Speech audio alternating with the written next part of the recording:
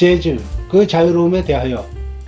아프리카에서 미국으로 끌려온 흑인들은 노예 생활이 고달픈 삶과 힘든 노동을 노래로 달랬었는데, 기독교로 개종되면서 전통적인 교회 음악에다 자신들이 부르던 노동가의 운율을 섞어 부르게 되면서 암울한 처지를 음악으로 표현한 흑인 연가가 탄생되었습니다.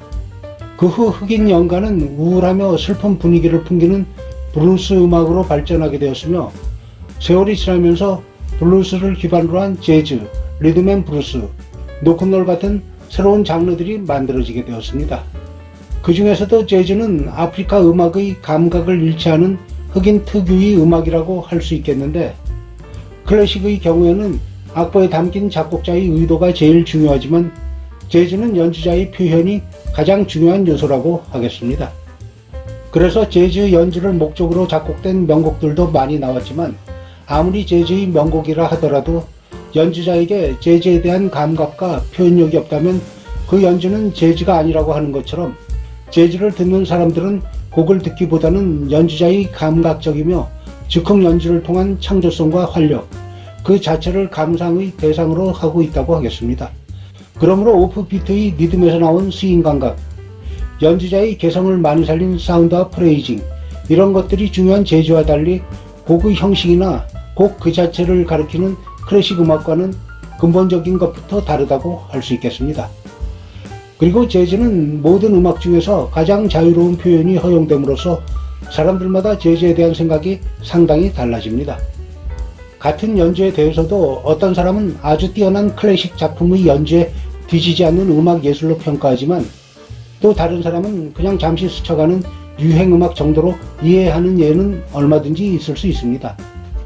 이런 특색을 지닌 흑인 음악을 재즈라고 부르게 된 것은 1910년대에 들어서부터로, 그 이전에는 일반적으로 레그타임 음악 또는 레그라고 불렀습니다. 재즈는 19세기 말에서 20세기 초에 걸쳐 미국 남부 뉴올리언스 일대의 흑인들과 프랑스계 이민자와 흑인 사이에서 태어난 혼혈아들이 여러가지 차별이나 기성세대의 개념에 반항하면서 혼혈 문화로부터 시작된 퍼레이드의 행진 음악을 거쳐 댄스 음악, 그리고 감성을 위한 음악으로 발전해가면서 의미와 내용도 시대와 더불어 변해가고 있기 때문에 보편적인 정의를 내리는 것에는 애매한 점들이 많이 있습니다. 재즈의 어원은 야비하고 외설스럽다는 뜻을 지닌 영국의 고어인 재즈에서 비롯된 것이라는 설, 또 다른 것으로는 19세기부터 미국 남부의 흑인들이 사용한 성행위 등의 성적 의미와 열광적인 빠른 템포나 리듬을 뜻하는 소고 재즈에서 비롯된 것이라는 설이 있습니다. 그리고 1917년에 녹음된 사상 최초의 재즈 레코드 네이블에는 재즈 밴드라고 인쇄되어 있는데, 당시에는 재즈가 아니라 재즈 또는 재즈, 자스 등으로 표기했다고 합니다.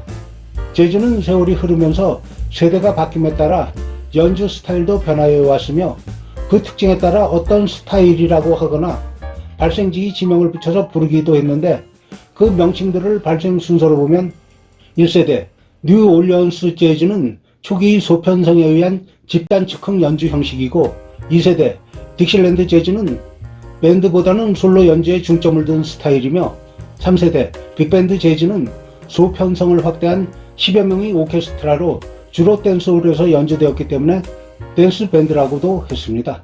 4세대 스윙은 1930년대 중반에서 40년대 전반까지 빅밴드 연주 및 소편성 캄보 밴드의 연주를 스윙이라고 하며, 그 시대를 스윙 시대라고 합니다. 5세대 바프는 스윙 시대의 재즈의 형식적 장벽을 깨트린 화성 진행에 의한 새로운 연주 스타일을 말하는 것으로, 일반적으로는 비밥 또는 밥이라고 합니다.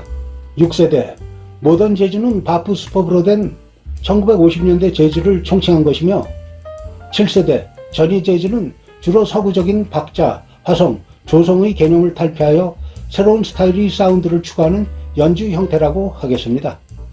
재즈에서 스타일리스트라는 말을 많이 사용하는데, 이것은 독자적인 스타일의 창조자라는 뜻으로 지금까지 재즈는 이들에 의해 발전해 왔다고 할 수 있겠습니다. 뉴올리언스에서 시작된 재즈가 지금까지 발전해 오는데 결정적인 영향을 끼친 세 사람을 꼽아보면, 첫 번째, 루이 암스트롱은 재즈에 있어서 솔로 연주의 중요성에 대해 처음으로 인식시킨 명 트럼펫 연주자이자 가수입니다. 두 번째, 듀크 엘링턴은 작곡자이자 피아노 연주자이며 빅밴드의 창시자로 자신의 오케스트라를 통해 작곡가로서의 주장과 개성을 독창적으로 표현한 최초의 인물입니다. 세 번째, 찰리 파커는 색소폰 연주자이며 작곡가로 1930년대까지의 재즈에 대한 제약을 해방시키고 비밥의 선구자로 새로운 재즈인 모던 재즈의 길을 연주로 보여준 인물입니다. 1920년대 재즈는 찬란한 꽃을 피웠지만 흑인들에 대한 인종차별은 여전히 심했으며 그 차별 속에 사는 흑인들의 삶은 전혀 나아질 것 같지 않은 상태였는데, 이런 때에 뉴올리언스 재즈계에서 슈퍼스타가 나타났습니다. 그는 우리가 잘 아는 What a Wonderful World라는 곡으로 유명한 누이 암스트롱으로, 그는 재즈를 많은 사람들에게 전파하고 팝의 영역으로 끌어올린 예술가로 재즈 사상의 거인이며 희대의 솔리스트, 재즈 보컬리스트의 제1인자로 평가받고 있습니다. 재즈는 자유를 뜻합니다. 재즈는 자유의 목소리가 되기 위해 만들어졌습니다. 나가서 즉흥 연주를 해보고 위험을 감수해보고 그리고 완벽주의자가 되려 하지 마세요. 그런 건 클래식 음악가들에게 맡겨두세요. 데이브 블루백.